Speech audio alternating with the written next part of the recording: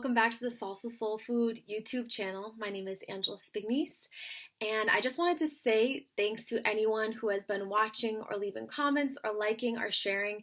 It means a lot to me coming back into kind of the health world and navigating Instagram again, also a podcast and YouTube channel. I realize how much work and effort goes into creating content, and to anyone out there who supports me, I really appreciate it. And also anyone who has been doing this for a while, I also very much admire you and look up to you. And I follow people of all different, backgrounds, and not just people who do health stuff is what I'm trying to say. So thanks for that. I'm definitely going to try to be consistent with my content. But I also did want to say that over the past weeks, like many of us, I have been reflecting and just thinking a lot due to, the murder of George Floyd. And we know countless others, and this has been going on for a long, long time, too long. And for me, it was really important as somebody who's creating content, especially related to health, right, to really do more research and understand how racism is linked to, mental health, is linked to our food system. Of course, you see at rallies and marches and protests that racism is a pandemic. And I really feel that is important, and just wanted to say that I haven't done the best job. I haven't really done that at all in any content that I've created, and that I do believe that it is important, and we need to start having these discussions. And for me, just learning more about it, I feel that since I started Salsa Soul Food up again, I really wanted to tackle or talk more about race and sort of the inequality within our food system and in healthcare, because I recognized it, right? And I was aware of it, and I saw that it was there. But what I'm realizing now is that my silence is a privilege, and that to choose to not create something or talk about something until it's, perfect, or you feel that it's the right way is wrong, So to speak out and to provide the resources that I have, or the experiences that I have witnessed, to try to shed light, on topics that relate to race, Black Lives Matter, and many other things. So today, I have been wanting to talk again and do a video on obsessive compulsive disorder, which is something that I deal with, and I discussed it in my first podcast episode. And in doing more research about it, I discovered that there is not much evidence-based research within like the African American communities or Black lives related specifically to OCD. And I think a lot of that, there's many reasons for that. And one of them, I think, one big one is the stigma that surrounds OCD, and maybe a lack of understanding of what it is on all ends. And so I kind of wanted to address it, looking at it, through the resources that I found, touching upon some research that has been done within African American communities, and also kind of giving like a background of what it is, and throwing in little tidbits of maybe my experience as well. And again, highlighting those resources. And in the description, I do put, a list of resources that I have used, and other resources that can help those who are going through a difficult time mentally right now. And I want you to be able to use those in the description. Okay. So I also have my notes to the left of me, because I did prepare this, and I wanted, just in case you see me looking to the side, I have not memorized all of this, so I wanted to let you know that as well. So first, I found this great resource called Ourselves Black. I have a little clip of it I'm going to show you, and it is a website. I believe they also have a print magazine, online magazine, a podcast, and share resources about mental health for and by Black people.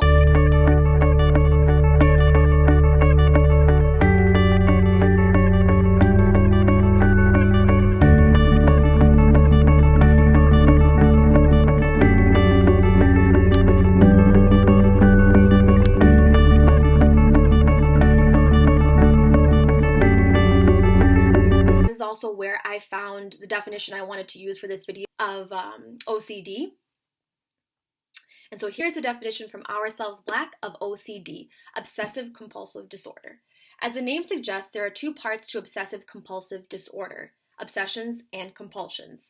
Obsessions are unwanted stressful thoughts that come up over and over again. The thoughts are not reasonable, and the person experiencing them knows this. Children with the disorder may not, right? But still can't stop them. Compulsions are behaviors or mental acts done in response to the obsessions in order to reduce the anxiety caused by them. Common compulsions include hand washing, putting things in order, checking, counting, or repeating words silently. Some research indicates that obsessions and compulsions in Black people are more likely to be related to cleanliness and order. Diagnosis with the disorder requires that the obsessions and compulsions take up more than 1 hour per day and interfere with the person's life. So that is part of their definition, Ourselves Black, from their website, right? So it breaks down that OCD, for those of you who didn't know, it's obsessive compulsive disorder, and there are the obsessions and the compulsions, and that sort of creates this vicious cycle that leads to what we call OCD, right? And I think something that's really important to note as well, and they also added that there has been very little research done on OCD specifically in Blacks. That is from their page.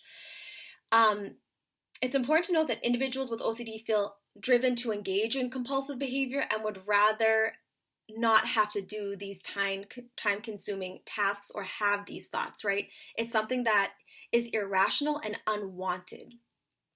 So what I like to distinguish is between OCD and a type A personality, right? There are different personality tests you can go online and take to tell you, what type of personality you have, right? And type A is considered like, okay, you like things clean, you like things neat, you like things organized.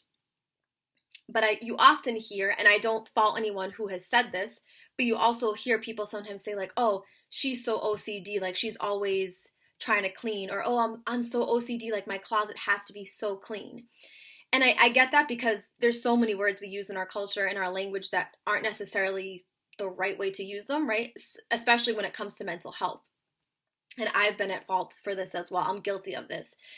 So with OCD, as Ourselves Black states, it has to interfere with over an hour of your day, right? And obviously seek out a therapist if you believe that you deal with this and maybe you're like, oh, I deal with it less than an hour. Speak to a professional so that you can see, what you're dealing with and what you're going through too. Just to make that clear. So it's something that interferes with your life. So the fact that maybe, let's say you have a sock drawer, right? And you love it to be organized, like your underwear are here and your socks are here. You love it. You just like the way it looks. So that might be type A personality. If you're someone who's dealing with OCD, you might not be able to leave the house in the morning until that sock drawer is organized, until the underwear are in the right spot, and you might have to go and rearrange that multiple times before leaving the house. And it will be painful for you to not do that, do those tasks, right? So that's one example. Or maybe you need to organize that and make sure that it's all organized before, going to bed at night, right? So, there's an obsession or this thought about the cleanliness, the order of it, and then the compulsion becomes actually physically having to organize that before, going to bed or before leaving the house.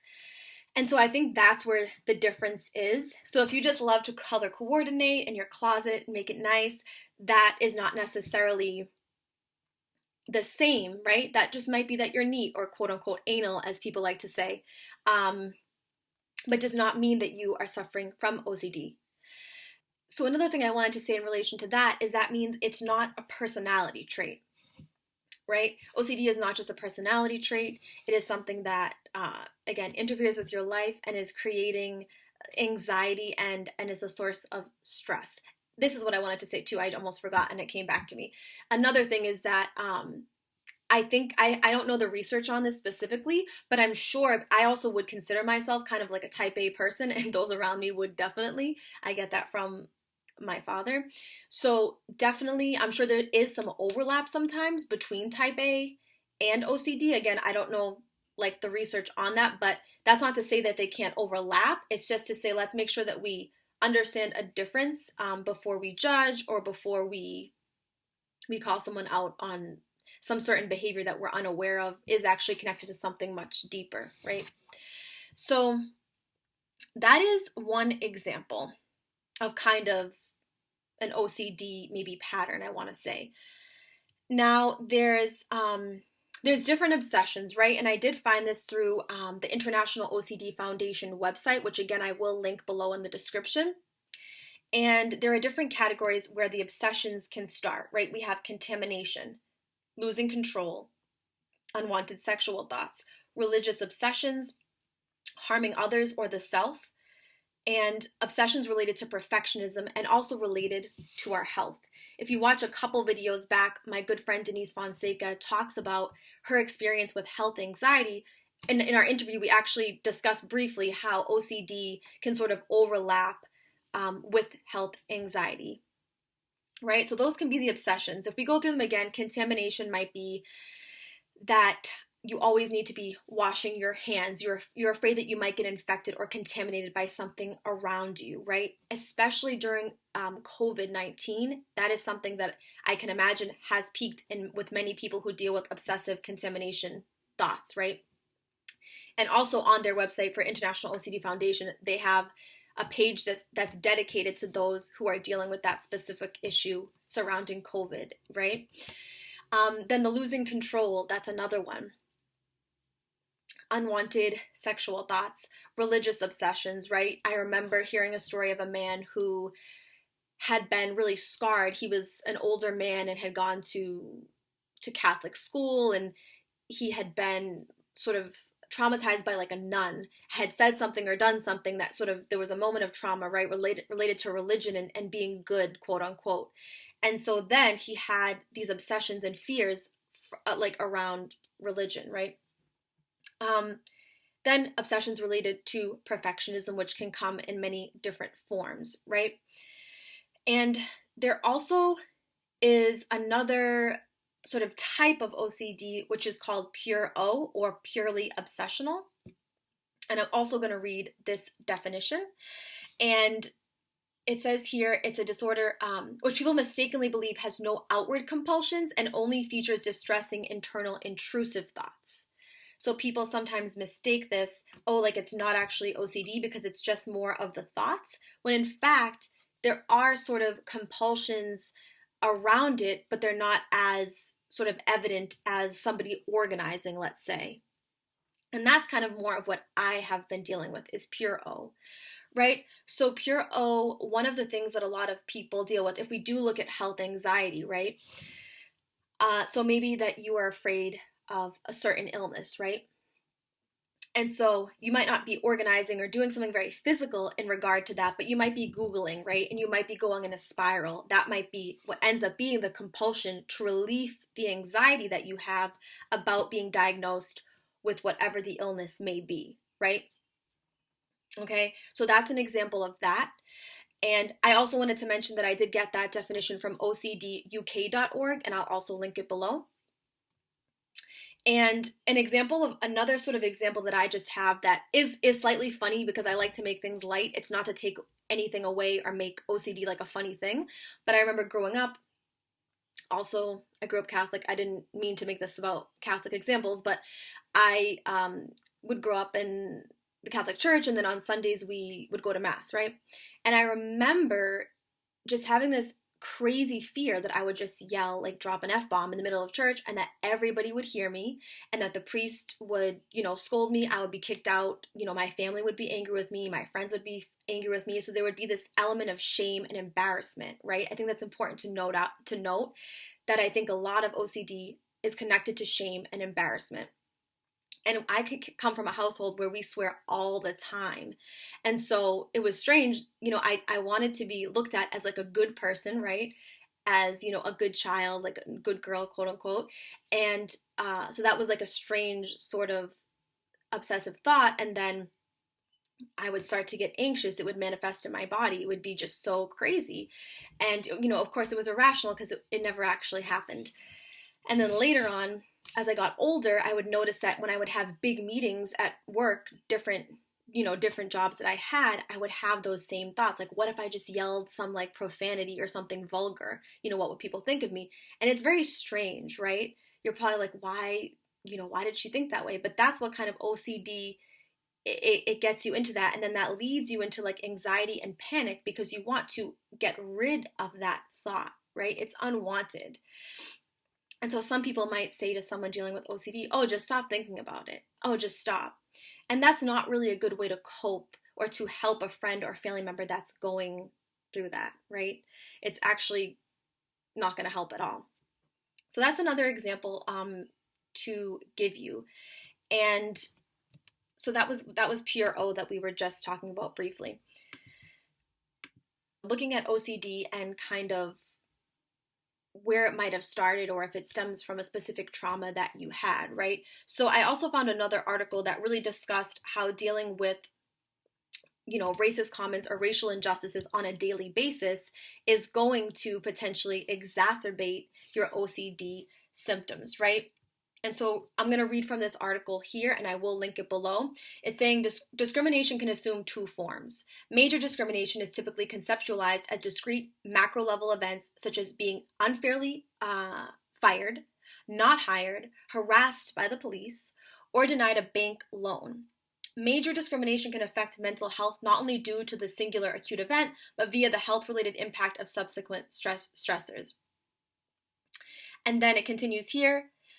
Everyday discrimination, on the other hand, comprises interpersonal daily hassles and insults, such as receiving inferior service, being treated with less respect and courtesy, and being unfairly followed in stores. Unlike major discrimination, everyday discrimination is an ongoing psychosocial stressor that is chronic in nature. It continues, it is the very chronicity of everyday discrimination that is emotionally taxing and therefore detrimental to mental health. Speaking of OCD, it's something where, you're getting an unwanted thought that comes up over and over again, which might stem from a specific trauma or not. So if you're being followed in stores, right, because you're Black or a person of color, or, you're poor, whatever the case may be, you're being followed in stores, or you're being denied a loan, whatever it is, that's going to create additional stress in your life.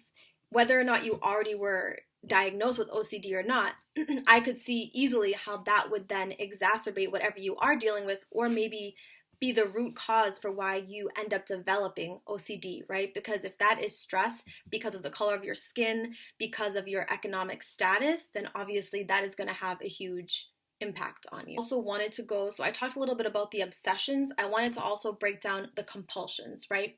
So certain compulsions might be excessive double checking of things, right? Locks, appliances, switches. There's also repeatedly checking in on loved ones to make sure that they're safe, right? Counting, tapping, repeating certain words, or doing other senseless things to reduce anxiety. Again, when we talked about the health anxiety, that's more of the pure O, right? It's more of the obsessive thoughts, and then people don't necessarily think of it as having a compulsion, but the compulsion is to go online and look up these things and try to diagnose yourself, right? And then again, spending a lot of time washing and cleaning. So those are kind of the typical compulsive behaviors. But again, remembering that pure O sometimes has things that aren't always as tangible, and you might not always recognize those compulsions. I know that this video is kind of all over the place and kind of an introduction to OCD and pure O, and showing how it's connected to race in our country. And I also want to point out that, especially if, just imagine if you're young, and you might have gone through this yourself, but if you're a young person and you're dealing with OCD, right? This was me, and I had no idea what it was. There was no name for it. My parents were not experts, and, I just lived with it. Until this day, like, I'm still actually not formally diagnosed, but I know that I have gone through it and continue to live with it. So imagine, if you're a person of color, you're Black, or you're living in a poor community, right? And you have no absolute resources, and there are other stressors, like I mentioned previously, connected to race, connected to the criminal justice system, connected to the economy, right?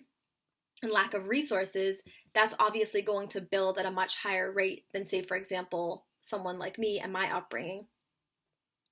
And so it's important to note that OCD can also be linked to other mental health issues, right? And can overlap and then be seen as a behavioral issue, right? When in fact, the root of it is not behavioral. So if you're already in that system and you're not going to get help, and then you're looked at as, a bad, child for any reason, you then might end up in a psychiatric ward, right, at a young age, end up in that system, or then, as we all know and are aware of, in prison. And so that leaves you, undiagnosed as a child. Then you're not going to get the resources you need, the therapy that you need, or the medication that you might need, the lifestyle changes that you might need to be taking.